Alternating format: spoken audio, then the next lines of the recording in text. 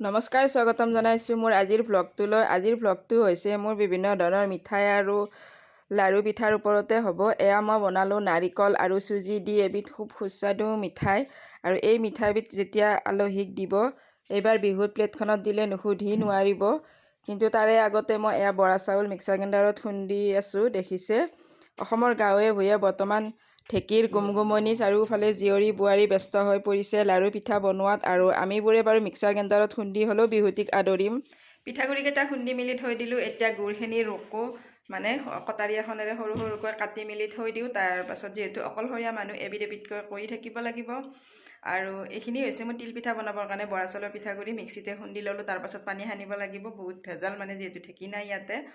আৰু এতিয়া মই বনাবলৈ লৈছোঁ এবিধ চুজিৰ মিঠাই। খুবেই টেষ্টি হয়, দেখিয়ে খাওঁ খাওঁ লাগি যায়। আৰু এইবাৰ বিহুত যদি আলহীক এই মিঠাইবিধ দিয়ে, মানে সুধিবই যে কিহেৰে বনাইছে বুলি। মানে নাখালে গমেই নাপাব যে চুজিৰ বনাইছে, দেখিয়ে মানে ইমান ভাল লাগে দেখিবলৈ। আৰু খোৱাৰ পাছততো সোৱাদ লাগিবই। তেন্তে মই চুজিৰ মিঠাইবিধ বনাওঁ বলকচোন। চুজিৰটো লাড়ু সকলোৱে বনায় বা নাৰিকল দি কেনে, কিন্তু চুজি আৰু নাৰিকল দি যে ধুনীয়া এবিধ মিঠাই বনাব পাৰি, তেন্তে বলক ৰেচিপিটোৰ মাজলৈ। চুজিৰ মিঠাইবিধ বনাবৰ কাৰণে এয়া মই কেৰাহীটোত 4 চামুচ ঘি দিছিলোঁ। ঘিখিনি ধুনীয়াকৈ গলি গ'ল আৰু ঘিখিনি গৰম হৈছে, গলি গৈছে। এতিয়া মই দি দিম কাঁহৰ বাতি এটাৰে, দেখিছে, চুজি এবাতি লৈছোঁ। আৰু এই চুজি বাতি ৰঙা নপৰাকৈ ভালদৰে জুইটো কমাই লৈ বগাকৈ ভাজি থাকিব লাগিব, মানে বগা হৈ থাকিব লাগিব, কিন্তু ভজা যাব লাগিব, এৱাই থাকিব নালাগিব। কেঁচা ভাৱটো একেবাৰে যাব লাগিব, তেতিয়ালৈকে চুজিখিনি ভাজি থাকিম। এয়া চুজিখিনি মোৰ ভজা হৈ গৈছে, একেবাৰে ৰঙা হ'ব দিয়া নাই, কিন্তু ভজা যে হৈছে সেইটো গম পাইছোঁ। আৰু এয়া নাৰিকলৰ গুড়ি দি দিছোঁ মই আধা বাতি ভজা হোৱাত। নাৰিকল গুড়ি দি লৈ, নাৰিকল কিন্তু দিবয়ে, তেতিয়াহে সোৱাদ লাগিব এবিধ মিঠাই।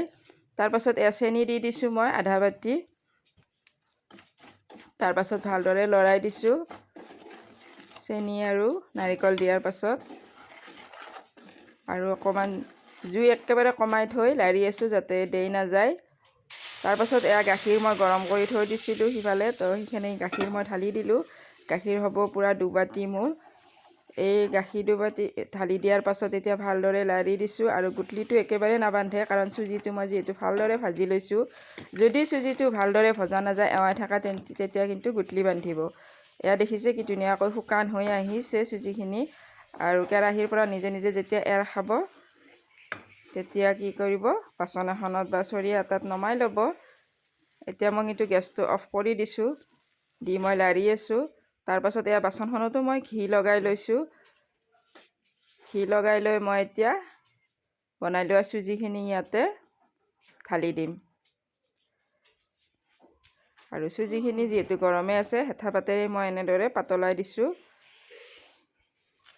তাৰপাছত অকণমান ঠাণ্ডা হোৱা যেন লাগিছে, হাতেৰে এনেদৰে হেঁচি হেঁচি দিছোঁ, বেছিও ঠাণ্ডা হোৱা নাই। তাৰপাছত বাতি এটা ল'লোঁ হাতখনত পৰে কাৰণে, বাতিটোৰে সমানকৈ এনেদৰে দি দিলোঁ চুজিখিনি।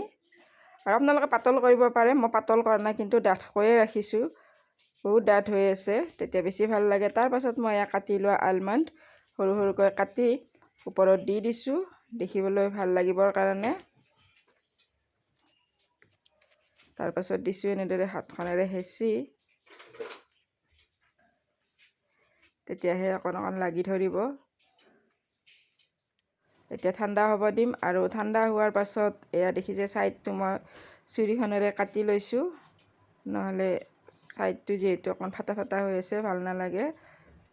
চুৰিখনেৰে কাটি লৈ তাৰপাছত মই চাৰিকোণীয়া চেপত ধুনীয়াকৈ কাটি ল'ম। এয়া চাৰিওফালে মই ধুনীয়াকৈ ঘূৰাই ঘূৰাই কাটি ল'লোঁ। এতিয়া মই চুৰিখনেৰে যেনেকুৱা চেপ দিয়ে আপোনালোকে বৰফিৰ নিচিনাও দিব পাৰে, এনেকৈ চাৰিকোণীয়াকৈও ৰাখিব পাৰে, নিজ ইচ্ছা। আৰু যিহেতু ঠাণ্ডাৰ দিন, এনেকৈ চুজিৰ মিঠাই বনাই থ'লে কিন্তু বেয়া নহয়। আৰু বিপৰীত চাইডেও মই এনেকৈ কাটি ল'লোঁ চুৰিখনেৰে। ফ্ৰেণ্ডছ, মোৰ যদি ৰেচিপিবোৰ চাই ভাল পায়, তেন্তে এটা লাইক কৰিব, কমেণ্ট কৰিব। চেনেলটোলৈ যদি নতুনকৈ আহিছে, তেন্তে এটা ছাবস্ক্ৰাইব কৰিব। এয়া এনেকুৱা ধৰণৰ হৈছে মোৰ পিচবোৰ, বেছি মই পাতল কৰা নাই, ডাঠকৈয়ে ৰাখিছোঁ। আৰু গোটেইকেইটা পিচ এতিয়া মই অন্য এখন বাচনত থৈ দিছোঁ। এয়া দেখিছেনে, একেবাৰে বৰফি কি ধুনীয়া দেখা হৈছে। তাৰপাছত এয়া নাৰিকলৰ শুকান গুড়ি লৈছোঁ, তাৰপাছত মানে শুকান আৰু নাৰিকলৰ গুড়িখিনি। তাৰপাছত এয়া পাউডাৰ গাখীৰ পেকেট গোটেই দিয়া নাই, মই আধা দিছোঁ, দি এনেদৰে সানি লৈছোঁ। পাউডাৰ গাখীৰ পেকেট দিলে একেবাৰে মাৱা যেন লাগিব, মিঠাইটো মুখত দিলেই মাৱাৰ মিঠাই খোৱা যেন লাগিব, চানাৰ নিচিনা লাগিব, খুব মানে কালাকানৰ নিচিনা এটা টেষ্ট আহিব। তাৰপাছত এনেদৰে সানি দি মিঠাইকেইটা তাত বগৰাই বগৰাই ল'ব আৰু ধুনীয়াকৈ লাগি ধৰিব। দেখিবলৈ কিন্তু খুব ধুনীয়া লগাৰ উপৰিও খাবলৈ কিন্তু খুবেই সোৱাদ লাগে। এইবাৰ বিহুত এই মিঠাইবিধ আপোনালোকে বনাবই। দেখিছেনে ধুনীয়াকৈ লাগি ধৰিছে। আৰু এয়া হৈ গ'ল, একেবাৰে দোকানৰ মিঠাই নিচিনা দেখা হৈছে।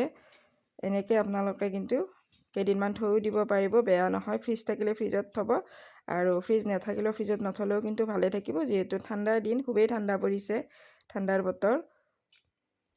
তেন্তে ৰেচিপিটো কেনেকুৱা পালে জনাবলৈ একেবাৰে নাপাহৰিব। আৰু ভিডিঅ'টো বৰ্তমান আপোনালোকে যদি চাই আছে এই মুহূৰ্তলৈকে, তেন্তে বহুত বহুত ধন্যবাদ। আৰু একেবাৰে শেষলৈকে চোৱাৰ বাবে আৰু এবাৰ বহুত বহুত ধন্যবাদ দিলোঁ। পুনৰ লগ পাম অন্য এটি